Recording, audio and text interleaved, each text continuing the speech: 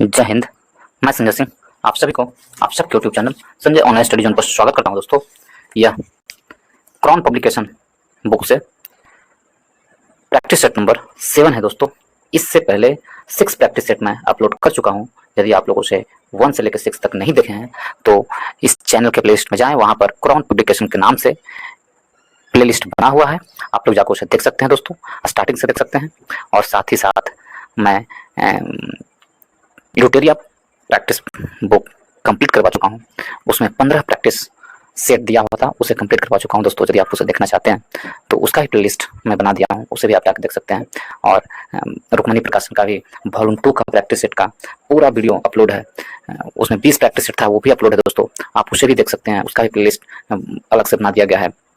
और साथ ही साथ आपको स्पीडी करंट अफेयर का बुक में ला रहा हूँ, स्पीडी करंट अफेयर, जिसमें 1 लाइनर के फॉर्म में पूरे साल भर का करंट अफेयर यदि आप पढ़ना चाहते हैं तो स्पीडी करंट अफेयर का पूरे साल भर का बुक 1 लाइनर के फॉर्म में मैं करवा चुका हूँ।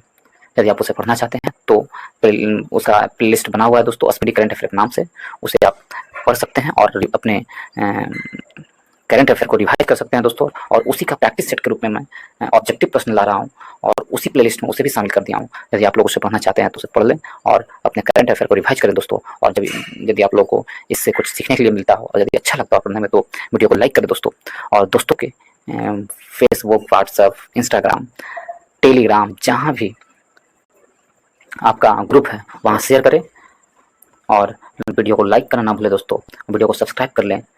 यदि आप लोगों को अच्छा लगता है तो वीडियो को सब्सक्राइब करें, शेयर करें और लाइक करें। तो चलिए स्टार्ट करते हैं प्रैक्टिस सेट नंबर 7 का। आज का पहला प्रश्न क्या है? प्रश्न 7 नंबर प्रश्न मतलब प्रैक्टिस सेट नंबर 7 में आज का पहला प्रश्न क्या है? दोस्तों, इसे आज हम लोग देखेंगे। इसका पहला प्रश्न है, इसमें दिया गया है, जॉर्वे कल्चर एक चारकोलित पुरातात्विक स्थल था जो वर्तमान समय में निम्नलिखित में से किस भारतीय राज्य में स्थित है? तो जॉर्वे कल्चर एक चारकोलित पुरातात्विक स्थल था जो अभी किस राज्य में स्थित है, ये प्रश्न पूछा है। तो वर्तमान समय में चारकोलित स्थल जो था जॉर्वे कल्चर, वह भारत के महाराष्ट्र राज्य में स्थित है। ऑप्शन नंबर ए हमारा सही आंसर है। जॉर्वे महाराष्ट्र राज्य के अहमदनगर जिले में गोदावरी नदी की सहायक नदी परवार नदी के तट पर स्थित है। जॉर्वे कल्चर कहाँ स्थित है? परवार नदी के तट पर। गोदावरी की सहायक नदी है परवार, और अहमदनगर जिले के गोदावरी नदी के सहायक नदी परवार नदी के तट पर स्थित है। एक गांव पुरातात्विक स्थल है जॉर्वे, और जॉर्वे संस्कृति को अवशेष प्राप्त हुआ है। ठीक है, जॉर्वे संस्कृति का अवशेष प्राप्त हुआ है। जॉर्वे संस्कृति प्रमुख रूप से पश्चिम महाराष्ट्र में विकसित हुई है। दोस्तों, तो ऑप्शन नंबर ए हमारा सही आंसर है। जॉर्वे कल्चर चारकोलित पुरातात्विक स्थल था जो वर्तमान समय में निम्नलिखित में से किस भारतीय राज्य में स्थित है? तो वह महाराष्ट्र में स्थित है। ऑप्शन नंबर ए हमारा सही आंसर है। और 2 नंबर प्रश्न चलते हैं। तीसरी बौद्ध संगीति किस शहर में आयोजित की गई थी? यदि हम इसे देखें, तीसरी बौद्ध संगीति को देखें दोस्तों, तो किस शहर में आयोजित की गई थी? तीसरी बौद्ध संगीति 255 ईसा पूर्व में पाटलिपुत्र में आयोजित की गई थी। ऑप्शन नंबर सी हमारा सही आंसर होगा, पाटलिपुत्र में। पाटलिपुत्र में आयोजित की गई थी और उस संगीति में मोगलीपुत्तिस्त अध्यक्षता किए थे। और किसके शासनकाल में? तो अशोक के शासनकाल में तीसरी बौद्ध संगीति हुआ था। दोस्तों, और तीसरी बौद्ध संगीति में ही अभिधम्म पिटक की रचना हुई थी। तो ऑप्शन नंबर सी हमारा सही आंसर है। नेक्स्ट प्रश्न चलते हैं दोस्तों, प्रश्न नंबर 3 की ओर। इसमें दिया गया है 3 वर्ष 3 नंबर प्रश्न की ओर, वर्ष 1828 में स्थापित ब्रह्म समाज के संस्थापक कौन है? तो वर्ष 1828 में स्थापित ब्रह्म समाज के संस्थापक राजा राम मोहन राय हैं। ऑप्शन नंबर डी हमारा सही आंसर है। 20 अगस्त 1828 को राजा राम मोहन राय ने ब्रह्म समाज की स्थापना की, और ब्रह्म समाज की स्थापना का उद्देश्य एकेश्वरवाद की उपासना, मूर्ति पूजा का विरोध, अवतारवाद का खंडन, पुरोहितवाद का विरोध, आत्मा की अमरता में विश्वास था। और ब्रह्म समाज में देवेंद्रनाथ टैगोर तथा आचार्य केशव चंद्र सेन भी जुड़े हुए थे, और ब्रह्म समाज अद्वैतवादी हिंदुओं की संस्था थी। तो ऑप्शन नंबर डी हमारा सही आंसर है। तो ब्रह्म समाज के संस्थापक राजा राम मोहन राय थे। ऑप्शन नंबर डी सही आंसर है। 4 नंबर प्रश्न में चलते हैं। भारतीय संविधान के किस अनुच्छेद में मौलिक कर्तव्यों के बारे में उल्लेख किया गया है? तो मौलिक कर्तव्यों के बारे में उल्लेख किया गया भारतीय संविधान के अनुच्छेद 51 के ए में। ऑप्शन नंबर डी हमारा सही आंसर है। 51 के ए में किया गया है। ऑप्शन नंबर डी सही आंसर है। नेक्स्ट प्रश्न चलते हैं दोस्तों, किसमें किया गया है? 51 के ए में किया गया है मौलिक कर्तव्यों के बारे में। तो यदि हम देखें मौलिक कर्तव्य तो किसके सिफारिश पर लाया गया था? तो मौलिक कर्तव्य था वर्ष 1976 में कब? वर्ष 1976 में 42वें संविधान संशोधन 1976 में मौलिक कर्तव्य को लाया गया था और सरदार स्वर्ण सिंह समिति की अध्यक्षता में गठित की गई थी मौलिक कर्तव्य, ठीक है। और मौलिक कर्तव्यों के शीर्षक के तहत संविधान में अलग अध्याय तथा 8 मौलिक कर्तव्य शामिल किए गए थे। मूल रूप से पहले 8 मौलिक कर्तव्य शामिल किए गए थे। 42वें संविधान संशोधन 1976 के तहत भाग 4 का ए में, भाग 4 के क और 51 के अनुच्छेद 51 के क में शामिल किए गए थे मौलिक कर्तव्य। और इसके अंतर्गत अभी मौलिक कर्तव्य वर्तमान में कितने हैं? तो 10 मौलिक कर्तव्य शामिल है वर्तमान में कितने हैं? तो 10 मौलिक कर्तव्य शामिल है। और 86वें संविधान संशोधन के द्वारा 11वां मौलिक कर्तव्य जोड़ा गया था 86वें संविधान संशोधन के द्वारा। और इसमें 6 से 14 वर्ष के बच्चों की आयु, 6 से 14 वर्ष तक के आयु के बच्चों को शिक्षा का अवसर उपलब्ध कराना शामिल था 11वें मौलिक कर्तव्य में। तो ऑप्शन नंबर डी हमारा सही आंसर है। 5 नंबर प्रश्न में चलते हैं। भारत के राष्ट्रीय ध्वज में स्थित अशोक चक्र तीलियों वाला एक चक्र है। तो भारत के राष्ट्रीय ध्वज में स्थित जो अशोक चक्र है कितने तीलियों वाला चक्र है? तो अशोक चक्र 24 तीलियों वाला चक्र है। ऑप्शन नंबर डी हमारा सही आंसर। कितने तीलियों वाला? तो अशोक चक्र 24 तीलियों वाला चक्र है। और राष्ट्रीय ध्वज यदि हम देखें तो 3 रंगों का है, केसरिया, श्वेत और हरे रंग का है। और यदि ध्वज की लंबाई चौड़ाई आपसे पूछते, लंबाई और चौड़ाई पूछते, 3:2 होगा दोस्तों, ठीक है, 3:2 होगा। तो ऑप्शन नंबर डी हमारा सही आंसर है। नेक्स्ट प्रश्न चलते हैं। इसमें दिया गया है 6 नंबर प्रश्न, इनमें से किस ग्रह का कोई उपग्रह नहीं है? तो किस ग्रह का कोई उपग्रह नहीं है? तो इन 4 ऑप्शन में से ऑप्शन नंबर बी, शुक्र ग्रह का कोई उपग्रह नहीं है। शुक्र का कोई उपग्रह नहीं है। ऐसे बुध का भी कोई उपग्रह नहीं है दोस्तों। बुध और शुक्र ऐसे 2 उपग्रह हैं जिनके कोई भी उपग्रह नहीं है। शुक्र है, शुक्र या सूर्य के निकटवर्ती दूसरा ग्रह है। शुक्र है जो सूर्य के दूसरा निकटवर्ती ग्रह है और सूर्य की परिक्रमा 225 दिनों में पूरा करता है। शुक्र कितना? 225 दिनों में शुक्र है जो सूर्य की परिक्रमा पूरा करता है, ठीक है। और यह ग्रह सामान्य दिशा से विपरीत दिशा में यानी पूरब से पश्चिम दिशा में रोटेट करता है या परिक्रमण करता है। सभी ग्रह पश्चिम से पूरब की ओर घूर्णन करती है, परिक्रमा करती है। सभी ग्रह हैं जो पूरब से पश्चिम, पश्चिम से पूरब की ओर, जबकि शुक्र ग्रह है जो पश्चिम से पूरब से पश्चिम की ओर घूर्णन करती है, ठीक है। तो ऑप्शन नंबर बी सही आंसर है। शुक्र को चमकीला ग्रह भी कहा जाता है दोस्तों। भोर का तारा और सांझ का तारा भी शुक्र ग्रह को कहा जाता है। शुक्र को ही भोर का तारा, सांझ का तारा कहते हैं और शुक्र ग्रह को पृथ्वी का जुड़वां बहन कहा जाता है। शुक्र को क्या कहते हैं? पृथ्वी का जुड़वां बहन। ऑप्शन नंबर बी सही आंसर है। 7 नंबर प्रश्न पे चलते हैं। आर्द्रता के स्तर को मापने के लिए किस उपकरण का उपयोग किया जाता है? तो आर्द्रता के स्तर को, तो कौन सी आर्द्रता, वायुमंडलीय आर्द्रता के स्तर को मापने के लिए कौन सी उपकरण का प्रयोग किया जाता है? तो हाइग्रोमीटर ऑप्शन नंबर बी हमारा सही आंसर है। वायुमंडल में उपस्थित आर्द्रता को मापने के लिए हाइग्रोमीटर का उपयोग किया जाता है। यदि हाइड्रोमीटर देखें तो हाइड्रोमीटर के द्वारा द्रव की अपेक्षित घनत्व में मापा जाता है। हाइड्रोमीटर द्वारा द्रव की अपेक्षित घनत्व मापा जाता है। और गैल्वेनोमीटर द्वारा सर्किट में विद्युत धारा को मापा जाता है, विद्युत करंट को मापा जाता है। किसके द्वारा? गैल्वेनोमीटर के द्वारा, ठीक है। और फेदोमीटर का उपयोग महासागर की गहराई मापने में होता है दोस्तों।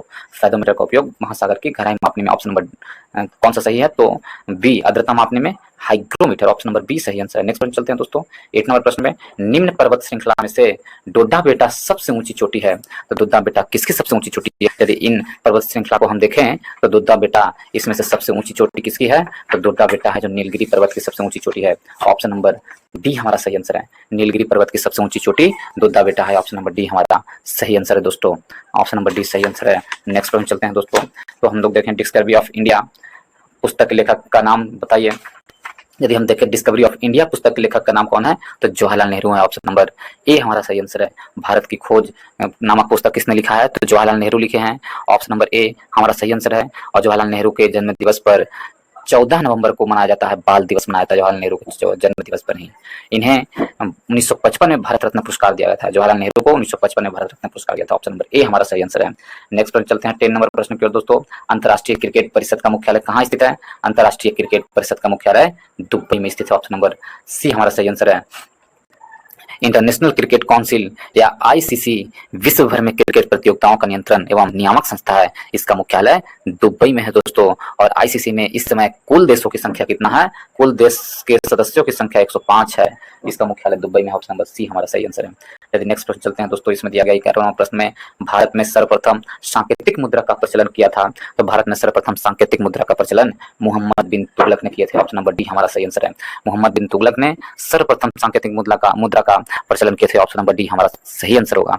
नेक्स्ट प्रश्न पे चलते हैं दोस्तों, इसमें दिया गया है प्रश्न नंबर 12 की ओर, किस मुगल सम्राट के काल में English east India company Bharat में सर्वप्रथम कारखाना स्थापित की? तो किस मुगल काल में हुआ था इंग्लिश ईस्ट इंडिया कंपनी ने? तो ये था उस समय जहांगीर का कार्यकाल था। 1608 ईस्वी में इंग्लिश ईस्ट इंडिया कंपनी ने अपना कारखाना स्थापित किया था। तो 1608 ईस्वी में प्रतिनिधित्व विलियम हॉकिंस जहांगीर के दरबार में आया था और 1615 से 1619 के दौरान सर टॉमस रो से मुगल दरबार में आए और यह जेम्स प्रथम का प्रतिनिधित्व था। इसके कूटनीतिक तथा शक्ति प्रदर्शन दोनों एक साथ प्रयोग किया गया। 1619 में तक सूरत, आगरा, अहमदाबाद और भरूच में कंपनियों ने फैक्ट्री स्थापित की थी। तो ऑप्शन नंबर बी जहांगीर के शासनकाल में। नेक्स्ट प्रश्न चलते हैं दोस्तों, 13 में निम्नलिखित में से कौन एक सही सुमेलित है? तो कौन सही सुमेलित है? भारतीय ब्रह्म समाज यदि देखें हम तो भारतीय ब्रह्म समाज राजा राम मोहन राय, ये गलत है दोस्तों, ये सही सुमेलित नहीं है। आगे की ओर देखें, इसमें दिया गया है कि तत्वबोधिनी सभा केशव चंद्र सेन, ये भी गलत है। और सत्यशोधक समाज तेरेंद्रनाथ टैगोर, ये भी गलत है। The servant of India society ये किसने लिखा है? गोपाल कृष्ण गोखले, ये सही है। ऑप्शन नंबर डी हमारा सही आंसर है। ऑप्शन नंबर डी सही आंसर है। The servant of India society, Gopal Krishna Gokhale, option number D सही आंसर है। 14 नंबर प्रश्न चलते हैं दोस्तों, इसमें दिया गया है निम्न लिखित गोलमेज सम्मेलनों में से किसका प्रतिनिधित्व भारतीय राष्ट्रीय कांग्रेस ने किया है था? तो भारतीय राष्ट्रीय कांग्रेस ने किसका प्रतिनिधित्व किया था? तो 3 गोलमेज सम्मेलन हुए थे दोस्तों, इसमें से द्वितीय गोलमेज सम्मेलन का प्रतिनिधित्व भारतीय राष्ट्रीय कांग्रेस ने किया था। ऑप्शन नंबर बी हमारा सही आंसर होगा। द्वितीय गोलमेज सम्मेलन का प्रतिनिधित्व, द्वितीय गोलमेज सम्मेलन को यदि देखें 7 सितंबर 1931 से लेकर 1 दिसंबर 1931 तक चला था दोस्तों, जिसमें कांग्रेस की ओर से प्रतिनिधित्व महात्मा गांधी जी तथा सरोजिनी नायडू ने भाग लिया था। इसके अलावा मदन मोहन मालवीय, घनश्याम दास बिरला, मोहम्मद इकबाल और सर मिर्जा इस्माइल मैसूर के दीवान एस के दत्ता और सैयद अली इमाम ने भी भाग लिए थे द्वितीय गोलमेज सम्मेलन में। तो हम क्या आंसर देंगे?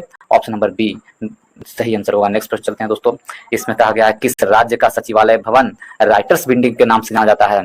तो राइटर्स बिल्डिंग के नाम से किस राज्य का सचिवालय भवन का जाना जाता है? तो पश्चिम बंगाल के सचिवालय भवन को राइटर्स बिल्डिंग के नाम से जाना जाता है। ऑप्शन नंबर बी हमारा सही आंसर है।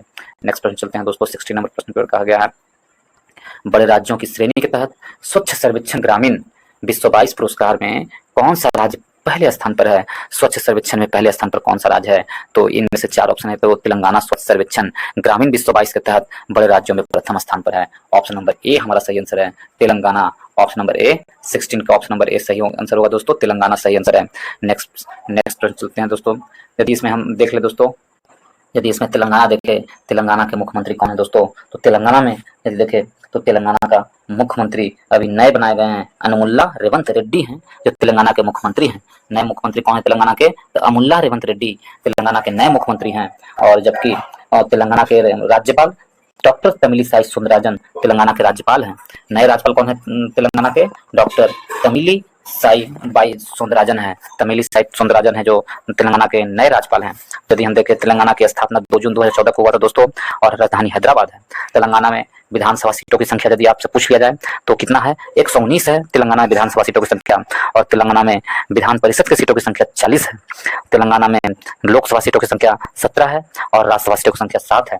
यदि उत्तर प्रदेश को देखें तो उत्तर प्रदेश में योगी आदित्यनाथ है और आनंदीबेन पटेल वहाँ के राज्यपाल है, मुख्यमंत्री योगी आदित्यनाथ है, ठीक है। और यदि उसमें देखें उत्तर प्रदेश ही ऐसा राज्य है जहाँ लोकसभा, राज्यसभा, विधानसभा और विधान परिषद की सीटों की संख्या सबसे अधिक है राज्य में। भारत के राज्यों में सबसे अधिक उत्तर प्रदेश में ही है। यदि देखें उत्तर प्रदेश में लोकसभा सीटों की संख्या यदि आपसे पूछ लिया जाए तो कितना है? तो 80 है उत्तर प्रदेश में लोकसभा सीटों की संख्या। राज्यसभा सीटों की संख्या उत्तर प्रदेश में कितना है? तो 31 है राज्यसभा सीटों की संख्या उत्तर प्रदेश में। और उत्तर प्रदेश में विधानसभा सीटों की संख्या 403 है और विधान परिषद सीटों की संख्या उत्तर प्रदेश में 100 है। हरियाणा को देखें दोस्तों, हरियाणा का मुख्यमंत्री कौन है यदि आपसे पूछ लिया जाए तो हरियाणा के मुख्यमंत्री मनोहर लाल खट्टर हैं और वहाँ के राज्यपाल बंडारू दत्तात्रेय हैं। हरियाणा का राज्यपाल कौन है? बंडारू दत्तात्रेय। और हरियाणा में यदि विधानसभा सीटों की संख्या देखें तो 90 है और राज्यसभा सीटों की संख्या 5 है हरियाणा में, और लोकसभा सीटों की संख्या 10 है। तमिलनाडु देखें तो तमिलनाडु के मुख्यमंत्री कौन है यदि आपसे पूछे? तमिलनाडु के मुख्यमंत्री एम के स्टालिन है। ऑप्शन नंबर सॉरी ऑप्शन नहीं है, तमिलनाडु के जो मुख्यमंत्री है कौन है, एम के स्टालिन है।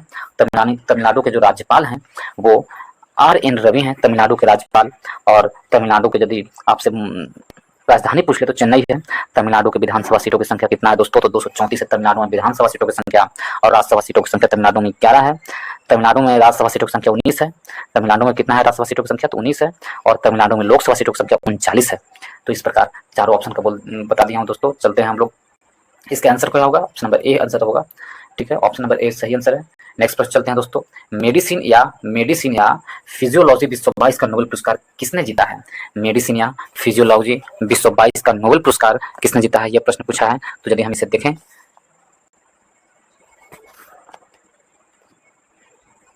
तो ऑप्शन नंबर सी हमारा सही आंसर होगा। स्वेंतो पाबो है जो मेडिसिन में हेमोमिनी और मानव विकास जीनोम के संबंध में उनकी उपलब्धियों के लिए फिजियोलॉजी या मेडिसिन का नोबेल पुरस्कार विश्व 22 में जीते हैं। कौन, स्वेंतो पाबो जीते हैं। ऑप्शन नंबर सी हमारा सही आंसर है। नेक्स्ट प्रश्न चलते हैं दोस्तों, 18 नंबर प्रश्न को, किस देश ने सूर्य के रहस्य को जानने के लिए काफो उपग्रह लॉन्च किए है। तो काफो उपग्रह लॉन्च किसने किया है, सूर्य के रहस्यों को जानने के लिए काफो उपग्रह किसने लॉन्च किया है, किस देश ने लॉन्च किया है, तो चाइना ने लॉन्च किया। ऑप्शन नंबर बी हमारा सही आंसर है। 19 नंबर प्रश्न पर चलते हैं दोस्तों। 19 में दिया गया है, अर्थशास्त्र नोबेल पुरस्कार विश्व 22 में Ben S बर्नांके, Douglas W diamond और फिलिप्स एच डायबगिन को किसके लिए दिया गया है। तो वर्ष 2019 में किसके लिए दिया गया था, तो उनकी उपलब्धि थी बैंकों और वित्तीय संकटों पर शोध के लिए दिया गया था। ऑप्शन नंबर बी हमारा सही आंसर है। ऑप्शन नंबर बी के लिए अर्थशास्त्र नोबेल पुरस्कार दिया गया था। नेक्स्ट प्रश्न चलते हैं दोस्तों, 20 नंबर प्रश्न की ओर। इसमें दिया गया है, विश्व युवा कौशल दिवस निम्न में से किस दिन मनाया जाता है। तो विश्व युवा कौशल दिवस है जो 15 जुलाई को मनाया जाता है दोस्तों। ऑप्शन नंबर डी हमारा सही आंसर है। विश्व युवा कौशल दिवस 15 जुलाई को मनाया था। ऑप्शन नंबर बी डी सही आंसर, ऑप्शन नंबर डी सही है। नेक्स्ट प्रश्न चलते हैं 21 में, प्रधानमंत्री नरेंद्र मोदी ने किस राज्य में होमो भाभा कैंसर अस्पताल और अनुसंधान केंद्र का उद्घाटन किया है। तो प्रधानमंत्री नरेंद्र मोदी ने किस राज्य में होमो भाभा कैंसर अस्पताल और अनुसंधान केंद्र का उद्घाटन किए हैं। तो वह कौन सा राज्य है, पंजाब है। ऑप्शन नंबर ए हमारा सही आंसर है। पंजाब राज्य में ऐसा किए हैं। ऑप्शन नंबर ए सही आंसर है। ऑप्शन नंबर ए सही आंसर है दोस्तों। यदि हम देखें इसमें पंजाब राज्य में यदि देखें हम, तो ऑप्शन नंबर ए हमारा सही आंसर होगा दोस्तों, पंजाब है।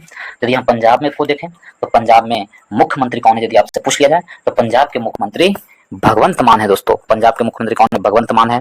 और वहां के राज्यपाल कौन है पंजाब के, तो पंजाब के राज्यपाल लेफ्टिनेंट जनरल गुरमीत सिंह हैं। ठीक है, और पंजाब में जो विधानसभा सीटों की संख्या है वो 117 है। पंजाब में विधानसभा सीटों की संख्या 117 है दोस्तों। और पंजाब में लोकसभा सीटों की संख्या यदि आपसे पूछ लिया जाए तो 13 है लोकसभा सीटों की संख्या पंजाब में, और राज्यसभा सीटों की संख्या पंजाब में 7 है। हरियाणा को देखते हैं, हरियाणा तो हम लोग देख चुके हैं दोस्तों, हरियाणा भी हम लोग जस्ट देखे हैं। उत्तर प्रदेश भी हम लोगों ने देखा है। उत्तराखंड के बारे में हम लोग बता दें, उत्तराखंड की राजधानी देहरादून या गैरसैंण है। ठीक है, उत्तराखंड की स्थापना 9 नवंबर 2000 को हुई थी, और लेफ्टिनेंट जनरल गुरमीत सिंह उत्तराखंड के राज्यपाल हैं, और पुष्कर सिंह धामी उत्तराखंड के मुख्यमंत्री हैं। और उत्तराखंड में यदि विधानसभा सीटों की संख्या पूछे तो कितना है, 70 है। उत्तराखंड में विधानसभा सीटों की संख्या कितना है, 70 है। उत्तराखंड में लोकसभा सीटों की संख्या आपसे पूछ लिया जाए तो क्या बताइएगा, तो उत्तराखंड में लोकसभा सीटों की संख्या 5 है दोस्तों, और राज्यसभा सीटों की संख्या उत्तराखंड में 3 है। तो इस प्रकार ऑप्शन नंबर ए हमारा सही आंसर है। नेक्स्ट प्रश्न चलते हैं दोस्तों, प्रश्न नंबर 22 की ओर। भारत में पहला जैव ग्राम किस राज्य में स्थापित किया गया है। भारत में पहला जैव ग्राम भारत के किस राज्य में स्थापित किया गया है। तो भारत का पहला जो जैव ग्राम है भारत के त्रिपुरा राज्य में स्थापित किया गया है। ऑप्शन नंबर सी हमारा सही आंसर है। कौन से राज्य में, त्रिपुरा में स्थापित किया गया। ऑप्शन नंबर सी सही आंसर है। ऑप्शन नंबर सी सही आंसर, त्रिपुरा। भारत का पहला जैव ग्राम किस राज्य में स्थापित किया गया है, तो त्रिपुरा में स्थापित किया गया भारत का पहला जैव ग्राम। यदि हम अरुणाचल प्रदेश को देखें दोस्तों, अरुणाचल प्रदेश के मुख्यमंत्री कौन है, तो पेमा खांडू अरुणाचल प्रदेश के मुख्यमंत्री हैं, और वहाँ के राज्यपाल केटी पटनायक हैं। अरुणाचल प्रदेश के राज्यपाल कौन है, केटी पटनायक। यदि आपसे पूछ लिया जाए कि अरुणाचल प्रदेश की स्थापना कब हुई थी राज्य के रूप में, तो 1987 में अरुणाचल प्रदेश के राज्य के रूप में स्थापित हुए थे। अरुणाचल प्रदेश का राजधानी कहाँ, ईटानगर। अरुणाचल प्रदेश में विधानसभा सीटों की संख्या 60 है दोस्तों। और अरुणाचल प्रदेश में लोकसभा सीटों की संख्या 2 है और राज्यसभा सीटों की संख्या 1 है। और यदि मणिपुर देखें, मणिपुर, तो मणिपुर का मुख्यमंत्री एन बीरेन सेन है और वहाँ के राज्यपाल अनसुईया उड़के हैं मणिपुर के राज्यपाल। और मणिपुर की स्थापना 1972 में हुई थी दोस्तों। मणिपुर में विधानसभा सीटों की संख्या 60 है और मणिपुर में राज्यसभा सीटों की संख्या 1 है और लोकसभा सीटों की संख्या 2 है। यदि हम त्रिपुरा को देखें, त्रिपुरा को ही देखें, तो त्रिपुरा में यदि आपसे पूछ लिया जाए मुख्यमंत्री कौन है, तो मनिक शाह त्रिपुरा के मुख्यमंत्री हैं। मुख्यमंत्री कौन है? मनिक शाह है। और राज्यपाल इंद्रसेन रेड्डी नल्लू है। इंद्रसेन रेड्डी नल्लू वहाँ के राज्यपाल हैं त्रिपुरा के। त्रिपुरा का राजधानी अगरतला है और त्रिपुरा की भी स्थापना 1972 में हुई थी। त्रिपुरा में विधानसभा सीटों की संख्या 60 है, विधानसभा सीटों की संख्या 60 है, राज्यसभा सीटों की संख्या 1 है और लोकसभा सीटों की संख्या 2 है त्रिपुरा में। असम को देखें दोस्तों, तो असम की राजधानी दिसपुर है और असम की राजधानी दिसपुर है। और यदि हम असम के मुख्यमंत्री के बारे में देखें, तो हेमंत बिश्व शर्मा है असम के मुख्यमंत्री हैं। और वहाँ के राज्यपाल अभी कौन है, तो असम के राज्यपाल कौन है, तो गुलाब चंद कटारिया है जो असम के राज्यपाल हैं। और असम में विधानसभा सीटों की संख्या देखें तो 126 है और असम में लोकसभा सीटों की संख्या 14 है और राज्यसभा सीटों की संख्या 7 है। नेक्स्ट प्रश्न चलते हैं दोस्तों। इसमें कहा गया था 22 नंबर प्रश्न में, भारत का पहला जैव ग्राम किस राज्य में स्थापित किया गया था? त्रिपुरा राज्य में जैव ग्राम पहला स्थापित किया गया है भारत का। नेक्स्ट प्रश्न चलते हैं प्रश्न नंबर 23 की ओर। इसमें कहा गया है पीएम श्री योजना जिसे हाल ही में लॉन्च किया गया किस क्षेत्र किससे संबंधित है? तो पीएम श्री योजना जो हाल ही में लॉन्च किया गया था वो किस क्षेत्र से संबंधित है, ये प्रश्न पूछा गया है दोस्तों। यदि इस प्रश्न को हम देखें तो पीएम श्री योजना में इस क्षेत्र से है, शिक्षा क्षेत्र से है। पीएम श्री योजना हाल ही में लॉन्च किया गया था, पीएम श्री योजना शिक्षा क्षेत्र से। ऑप्शन नंबर बी हमारा सही आंसर है। ऑप्शन नंबर बी सही आंसर है। किस क्षेत्र से है? शिक्षा क्षेत्र से है। ऑप्शन नंबर बी सही आंसर है।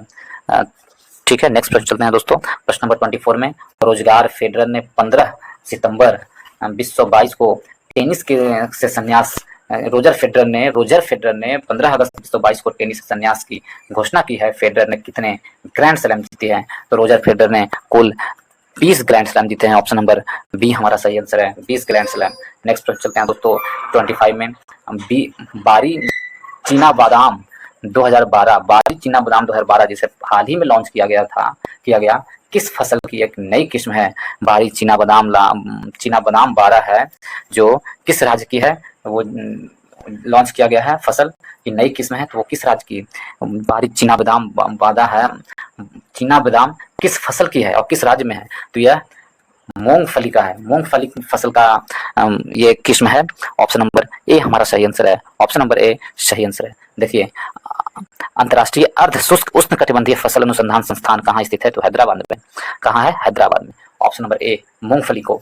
नेक्स्ट पर चलते हैं, देश के किस प्रदेश में सबसे अधिक जिले हैं? तो देश के उत्तर प्रदेश में सबसे अधिक जिले। ऑप्शन नंबर डी हमारा सही आंसर है। उत्तर प्रदेश में जिलों की संख्या कितना है? तो 75 है दोस्तों। उत्तर प्रदेश में जिलों की संख्या भी 75 है। मध्य प्रदेश में जिलों की संख्या 52 है। महाराष्ट्र में जिलों की संख्या 36 है और तमिलनाडु में 37 है। ठीक है, तमिलनाडु में 37 है। नेक्स्ट प्रश्न चलते हैं दोस्तों 27 की ओर। 27 में कहा गया है सूची 1 और सूची 2 में सुमेलित कीजिए तथा नीचे दिए गए कुछ से सही उत्तर को चुनिए। तो इसमें हमको चुनना है सही उत्तर कौन सा होगा। कुट 1 और कुट 2 दिया हुआ है, जैसे दूध सागर, डुडूसा, गोकाक और जोग। तो दूध सागर है, दूध सागर जो मांडली यानी कर्नाटक एवं गोवा की सीमा पर स्थित है। दूध सागर मांडवी नदी पर, मांडवी नदी दूध सागर हो गया मांडवी नदी से। ठीक है, दूध सागर किस नदी से है? मांडवी नदी, दूध सागर। ठीक, और डुडूसा है जो मच्छकुंड में है, उड़ीसा में मच्छकुंड, उड़ीसा में डुडूसा। ठीक है, और गोकाक है जो घाट प्रभा बेलग्राम कर्नाटक में स्थित है। गोकाक घाट प्रभा बेलग्राम कर्नाटक में स्थित है और जोग सरस्वती नदी पर स्थित है।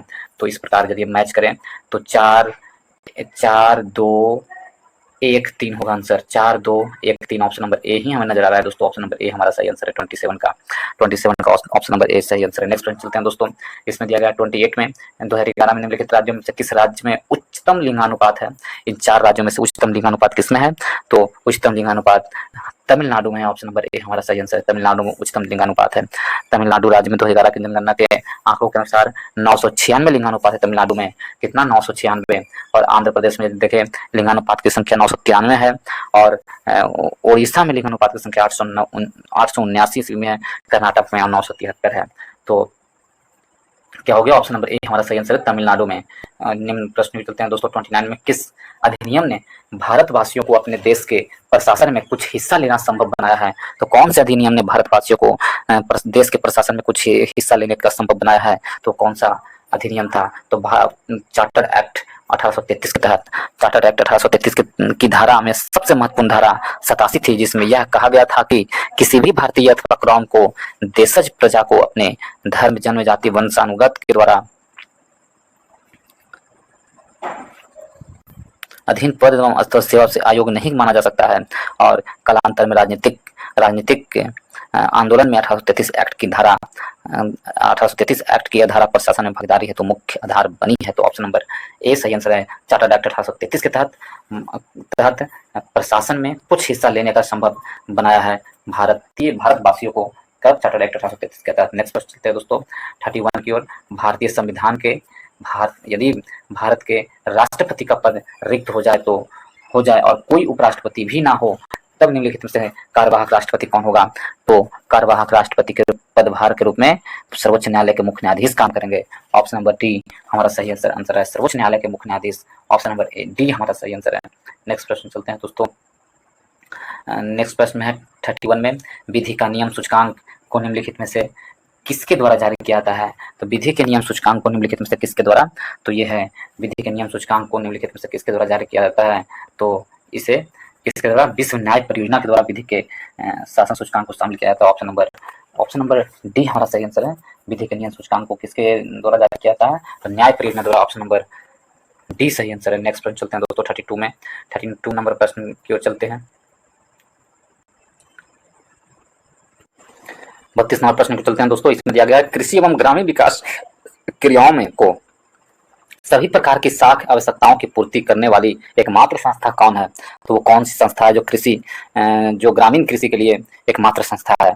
तो उसका नाम क्या है? तो वो संस्था है नाबार्ड। ऑप्शन नंबर बी हमारा सही आंसर है, NABARD national for agriculture and rural development. NABARD Bharat में कृषि एवं ग्रामीण विकास क्षेत्र को वित्त प्रदान करने वाली संस्था है। इसकी स्थापना यदि आपसे पूछ ले नाबार्ड की स्थापना कब हुई थी, तो नाबार्ड की स्थापना 12 जुलाई 1982 को हुआ था दोस्तों। 12 जुलाई 1982 को नाबार्ड की स्थापना हुई थी। ठीक है, ऑप्शन नंबर कौन होगा? बी सही आंसर है। 33 नंबर प्रश्न चलते हैं। वित्तीय सम्मेलन को प्रोत्साहित किया जा सकता है, तो वित्तीय सम्मेलन को प्रोत्साहित किसके द्वारा किया जाता है? तो वो योग्य लाभार्थियों को विशिष्ट साख पत्र जारी करके निम्न आय वर्ग के लोगों को शून्य अथवा न्यूनतम अवशेष से बैंकिंग सेवाओं को प्रदान करके और कम आय वाले लोगों को वित्तीय सेवाएं प्रदान करके। तो उपरोक्त में से सभी ऑप्शन नंबर डी हमारा सही आंसर होगा। उपरोक्त में सभी सही आंसर होगा। नेक्स्ट चलते हैं दोस्तों। एन ईरा ऑफ डार्कनेस किसकी रचना है? एन ईरा ऑफ डार्कनेस है जो शशि थरूर की रचना है। ऑप्शन नंबर सी हमारा सही आंसर है। शशि थरूर ने and era of the darkness नामक रचना की है। ऑप्शन नंबर सी हमारा सही आंसर है, era of darkness, Shashi Tharoor. Option number C सही आंसर है। नेक्स्ट प्रश्न चलते हैं दोस्तों 35 नंबर प्रश्न की ओर। इनमें से किस उत्पाद के लिए बिहार को जीआई टैग नहीं मिला है? कौन सा उत्पाद है जो बिहार के जीआई टैग नहीं दिया गया है? तो ऑप्शन नंबर सी मिंदोली केला है जो बिहार के जीआई टैग नहीं दिया गया है। बिहार के जीआई टैग कतरनी चावल, जर्दालू आम, सिलाव खाजा, ये बिहार का जीआई टैग है। जीआई टैग बिहार का है, जबकि मिंदौली केला है जब गोवा का जीआई टैग है, ना कि बिहार का। तो ऑप्शन नंबर सी हमारा सही आंसर होगा। 36 नंबर प्रश्न चलते हैं दोस्तों। आईएमएफ की स्थापना कब हुई थी? तो आईएमएफ की स्थापना यदि पूछा जाए तो आईएमएफ की स्थापना कब की गई थी, इसके बारे में पूछा गया है। तो वर्ष 1945 ईस्वी में आईएमएफ की स्थापना हुई थी। आईएमएफ की स्थापना कब हुई थी? वर्ष 1945 में। ऑप्शन नंबर सी हमारा सही आंसर है। ऑप्शन नंबर सी सही आंसर है। आईएमएफ की स्थापना वर्ष 1945 में 27 दिसंबर को हुई थी, वाशिंगटन डीसी में हुई थी, किंतु इसकी वास्तविक रूप से 1 मार्च 1947 से कार्य प्रारंभ किया। तो ऑप्शन नंबर कौन होगा? तो ऑप्शन नंबर सी हमारा सही आंसर है। नेक्स्ट पे चलते हैं दोस्तों। इसमें दिया गया है विश्व थिएटर दिवस कब मनाया जाता है? तो विश्व थिएटर दिवस आपसे पूछ लिया जाए तो कब मनाया जाता है? तो विश्व थिएटर दिवस 27 मार्च को मनाया था। ऑप्शन नंबर ए हमारा सही आंसर है। 27 मार्च को विश्व थिएटर दिवस मनाया था। ऑप्शन नंबर ए सही आंसर है। विश्व थिएटर दिवस कब मनाया था? 27 मार्च को। 27 मार्च को। 1 मार्च यदि देखें तो शुष्क शून्य भेदभाव दिवस 1 मार्च को मनाया जाता है। शून्य भेदभाव दिवस, शून्य भेदभाव दिवस 1 मार्च को। 8 मार्च को अंतर्राष्ट्रीय महिला दिवस मनाया जाता है और 15 मार्च को विश्व उपभोक्ता दिवस मनाया जाता है। तो इस प्रकार ऑप्शन नंबर ए हमारा सही आंसर है। 38 नंबर प्रश्न की ओर, अंतर्राष्ट्रीय बाल अधिकार संरक्षण आयोग की स्थापना संसद के एक अधिनियम बालक अधिकार संरक्षण आयोग अधिनियम 2005 के तहत किस वर्ष की गई थी? तो यह अधिनियम को 2005 के तहत वर्ष किस वर्ष की गई थी प्रश्न पूछा है, तो वर्ष 2007 में की गई थी। ऑप्शन नंबर सी हमारा सही आंसर है, वर्ष 2007 में। नेक्स्ट प्रश्न चलते हैं दोस्तों, इसमें दिया गया है 39 नंबर प्रश्न में, हाल ही में खबरों में रहे धौलीवीरा किस राज्य के केंद्र शासित प्रदेश में स्थित है? धौलीवीरा है किस राज्य और केंद्र शासित प्रदेश में स्थित है? हाल ही में चर्चों में रहा था धौलीवीरा, तो धौलीवीरा है जो गुजरात राज्य में अवस्थित है। ऑप्शन नंबर बी हमारा सही आंसर है। धौलीवीरा कहाँ गुजरात में स्थित है? गुजरात राज्य में स्थित है। ऑप्शन नंबर बी सही आंसर है। और धौलीवीरा में लगभग 3500 ईसा पूर्व से लेकर 1800 ईसा पूर्व के लोग रहते थे, इसकी जानकारी मिली है। ऑप्शन नंबर बी सही आंसर है। नेक्स्ट प्रश्न चलते हैं दोस्तों 14 नंबर प्रश्न की ओर, भारत में पहली बार किस राज्य केंद्र शासित प्रदेश में लिथियम के भंडार मिले हैं? तो लिथियम के भंडार मिलने की सूचना भारत में पहली बार कहाँ मिला है? तो वो जगह का नाम है जम्मू और कश्मीर में। जम्मू कश्मीर में लिथियम के भंडार का प्रथम स्थान मिला। ऑप्शन नंबर ए हमारा सही आंसर है। नेक्स्ट प्रश्न चलते हैं दोस्तों 41 नंबर प्रश्न की ओर। 41 में दिया गया है, रक्षा मंत्री राजनाथ सिंह ने कहाँ भारतीय वायुसेना के हेरिटेज सेंटर का उद्घाटन किया है? तो भारतीय वायुसेना के हेरिटेज सेंटर का उद्घाटन कहाँ किए हैं? चंडीगढ़ में किए हैं। ऑप्शन नंबर डी हमारा सही आंसर है। चंडीगढ़ में हेरिटेज का स्थापना किए हैं। नेक्स्ट प्रश्न चलते हैं 42 में, केंद्रीय मंत्री जी किशन रेड्डी ने किस शहर में पीएम जन औषधि केंद्र का उद्घाटन किया है? पीएम जन औषधि केंद्र का उद्घाटन कहाँ किए हैं? तो पीएम जन औषधि केंद्र का उद्घाटन सिकंदराबाद में किए हैं। ऑप्शन नंबर डी हमारा सही आंसर है। सिकंदराबाद में किए हैं। ऑप्शन नंबर डी सही आंसर है। नेक्स्ट पर चलते हैं 43 की ओर, एक नई रिपोर्ट के अनुसार किस देश ने में पिछले 2 दशकों में प्रति व्यक्ति ई कचरा 3 गुना कर हो गया है? तो प्रति व्यक्ति ई कचरा 3 गुना किस देश में हो गया है? तो वो कौन सा देश है? ऑप्शन नंबर ए कनाडा देश में हो गया है। प्रति व्यक्ति ई कचरा सबसे अधिक कनाडा देश में हुआ। ऑप्शन नंबर ए हमारा सही आंसर है। नेक्स्ट पर चलते हैं 44 की।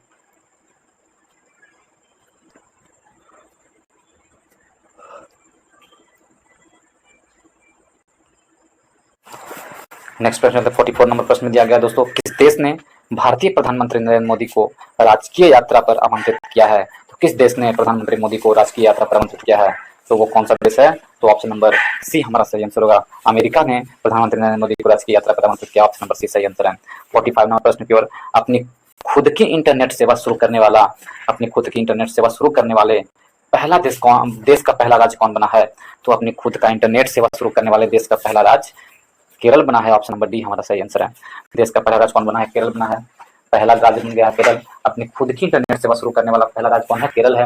हम केरल के मुख्यमंत्री के बारे में यदि देखें दोस्तों, तो केरल के मुख्यमंत्री कौन है? तो केरल के मुख्यमंत्री को यदि हम देखा जाए तो इसमें आपको मैं बता दूं, केरल के मुख्यमंत्री पिनराई विजयन है। केरल के मुख्यमंत्री कौन है? पिनराई विजयन। वहाँ के राज्यपाल आरिफ मोहम्मद खान है केरल के राज्यपाल। और केरल में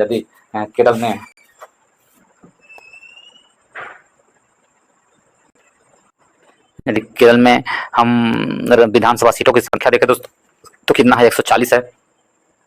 केरल में विधानसभा सीटों की संख्या कितना? 140 है।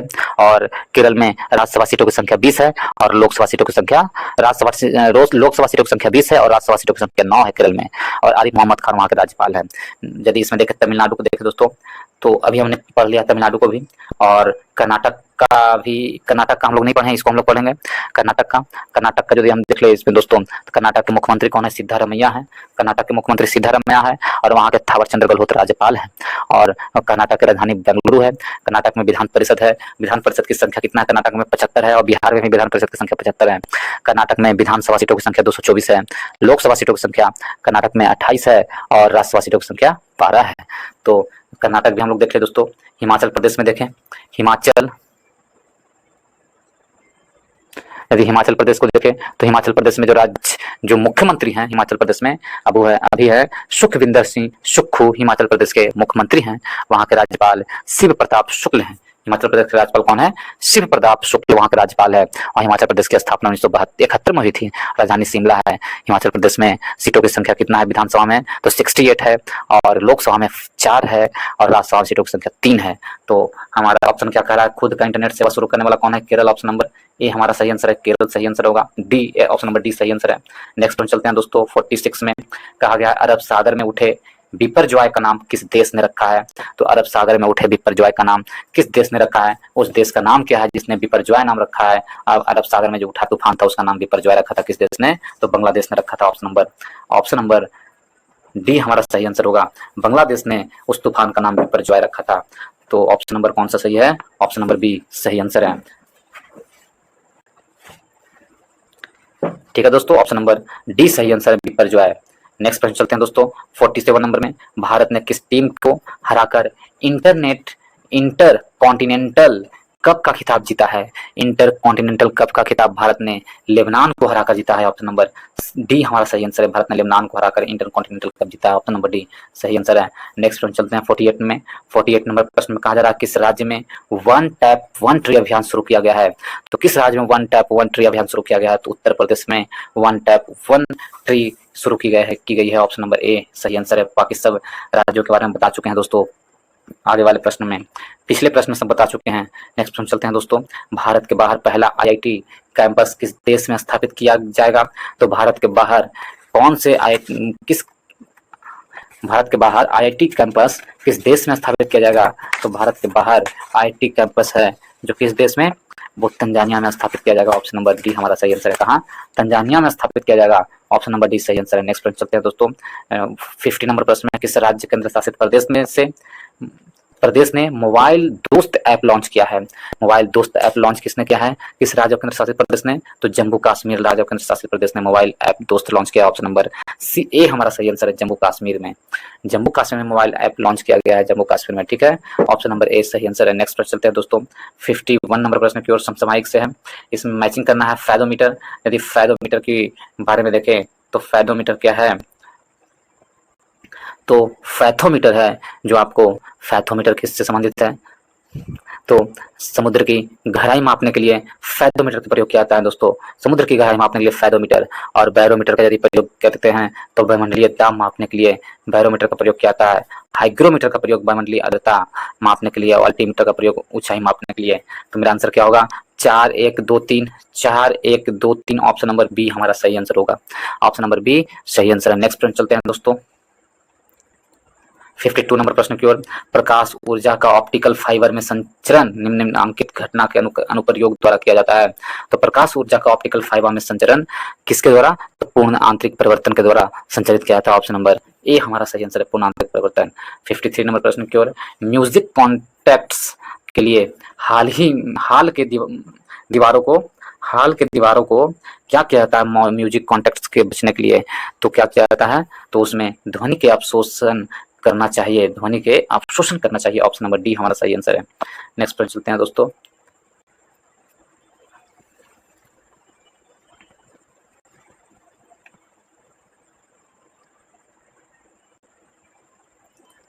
इसमें दिया गया है 54 में है ध्रुव पूर्णिमा तथा साइरस में क्या संबंध है? ध्रुव पूर्णिमा तथा साइरस को जैसे देखें तो तीनों भारतीय शोध रिएक्टर है। भारत का पहला शोध रिएक्टर अप्सरा है जिसका प्रारंभ 1956 में हुआ था। तो ये तीनों शोध रिएक्टर। ऑप्शन नंबर ए हमारा सही आंसर है। ये तीनों क्या है? शोध रिएक्टर है। ऑप्शन नंबर ए सही आंसर है, शोध रिएक्टर। ऑप्शन नंबर ए सही आंसर है। नेक्स्ट पर चलते हैं दोस्तों 55 नंबर प्रश्न में देखते हैं। इसमें कहा गया मशीन गन का आविष्कार किया था। किसने किया था मशीन गन का आविष्कार? तो 55 नंबर प्रश्न में दिया गया है मशीन गन का आविष्कार किसने किया था? जेम्स पालक नामक वैज्ञानिक ने किया था। जेम्स पालक नामक वैज्ञानिक ने क्या किया था? तो GIF का आशय। तो क्या आंसर होगा इसका? 55 का आंसर क्या होगा? जेम्स पालक द्वारा। ऑप्शन नंबर डी हमारा सही आंसर है। 55 नंबर प्रश्न में डी ऑप्शन नंबर सही। 1978 में सर जेम्स पालक नामक वैज्ञानिक ने मशीन की गणना का आविष्कार किया था। ऑप्शन नंबर डी सही आंसर है। नेक्स्ट पर चलते हैं 56 में। GIF का उदाहरण, GIF का आशय क्या है?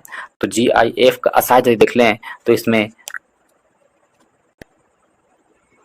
ग्राफिकल इंटरचेंज फॉर्मेट होता है GIF। तो ऑप्शन नंबर कौन सा सही होगा? ऑप्शन नंबर सी हमारा सही आंसर है, graphical interchange format. Option number C सही आंसर है। नेक्स्ट पर चलते हैं 57 में।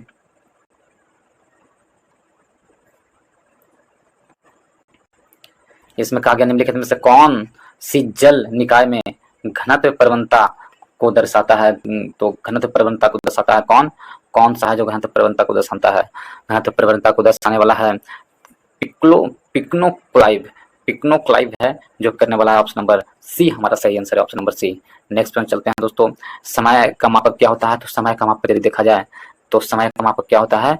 तो समय का मापक होरोलॉजी कहते हैं, ऑप्शन नंबर ए सही आंसर है। होरोलॉजी समय का मापक कहा जाता है दोस्तों, समय का मापक होरोलॉजी। और कॉस्मोलॉजी ब्रह्मांड का अध्ययन कहा जाता है, कॉस्मोलॉजी ब्रह्मांड का अध्ययन। और टोमोग्राफी चिकित्सा एवं चिकित्सांग के क्षेत्र में दिया जाता है, टोमोग्राफी, ठीक है। और हाइड्रोग्राफी, हाइड्रोग्राफी है जो इसके लिए रखा जाता है, तो हाइड्रोग्राफी है जो वायुमंडलीय आर्द्रता मापने के लिए जाता है। तो ऑप्शन नंबर ए होरोलॉजी समय मापने का यंत्र है, विज्ञान है। नेक्स्ट प्रश्न चलते हैं दोस्तों, ठोस कपूर से कपूर वाष्प बनाने की प्रक्रिया को कहते हैं? ठोस कपूर से कपूर वाष्प बनाने की प्रक्रिया को क्या कहा जाता है?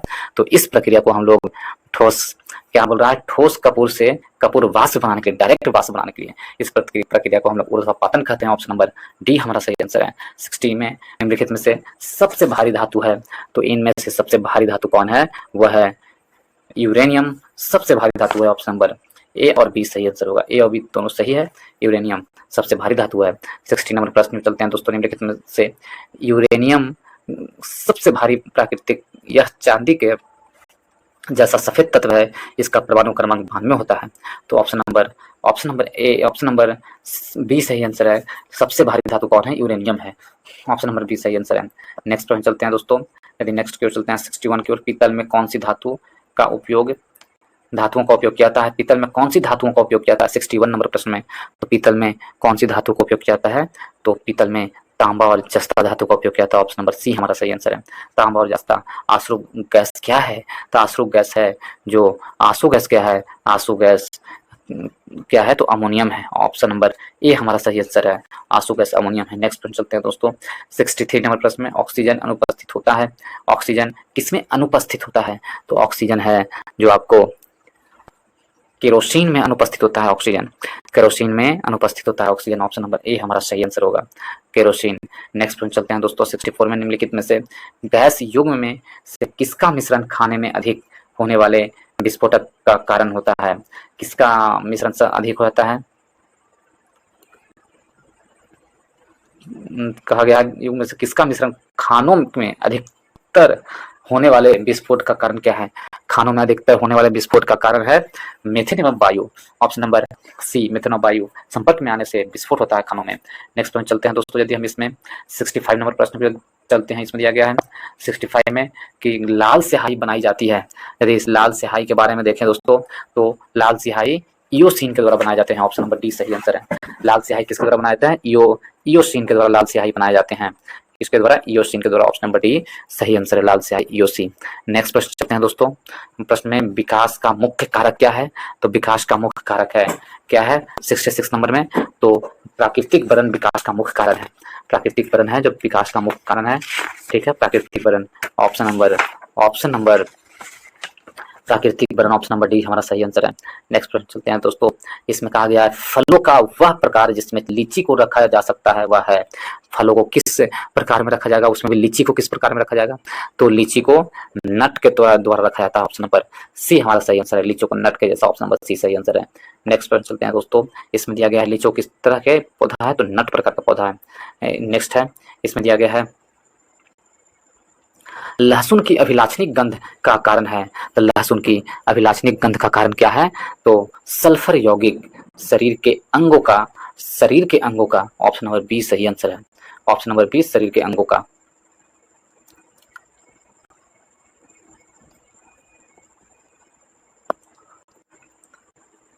शरीर के अंगों का, ऑप्शन नंबर बी हमारा सही आंसर है, 69 का ऑप्शन नंबर डी सही आंसर है, शरीर के अंगों ना जल का, ऑप्शन नंबर डी सही आंसर है। हमारे शरीर का अधिकतम भार बना होता है जल का। यदि एक पिता का रक्त वर्ग कितना है? ए है, और माता का रक्त वर्ग ओ है, तो बताइए कि उनमें से पुत्र का निम्नलिखित में से कौन सा रक्त वर्ग होगा? तो पुत्र में कौन सा रक्त वर्ग होगा? तो पुत्र में है जो, कौन सा होगा? तो ऑप्शन नंबर सी, ओ, केवल ओ होगा, ऑप्शन नंबर सी सही आंसर है। नेक्स्ट क्वेश्चन चलते हैं दोस्तों, निम्नलिखित में से किस विटामिन की कमी से खुद का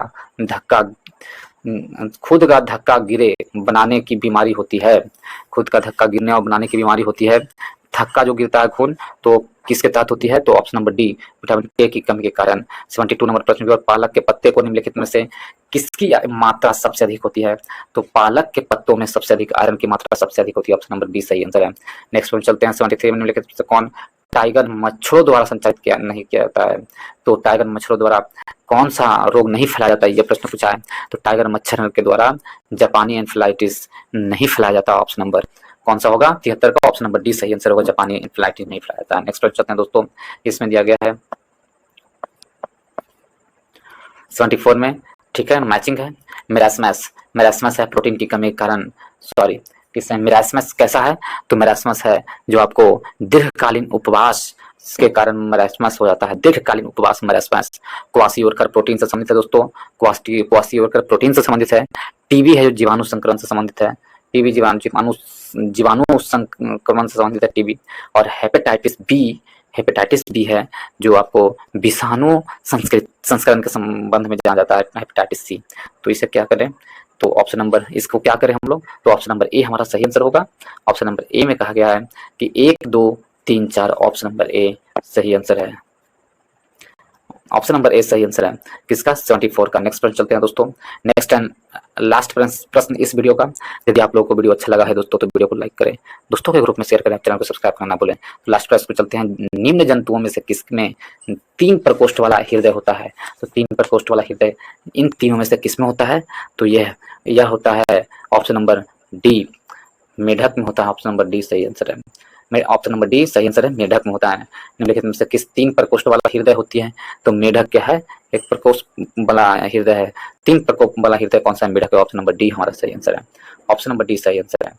नेक्स्ट, इसके साथ ही इस वीडियो को समाप्त करते हैं दोस्तों। यदि आप लोगों को वीडियो अच्छा लगा हो तो वीडियो को लाइक करें, दोस्तों के ग्रुप में शेयर करें। जहां भी ग्रुप है, व्हाट्सएप, फेसबुक चैनल बना हुआ है आपका, सभी जगह इसे शेयर करें और चैनल को सब्सक्राइब करना ना भूलें। चलिए इस वीडियो को समाप्त करते हैं। इस वीडियो को देखने के लिए बहुत बहुत धन्यवाद।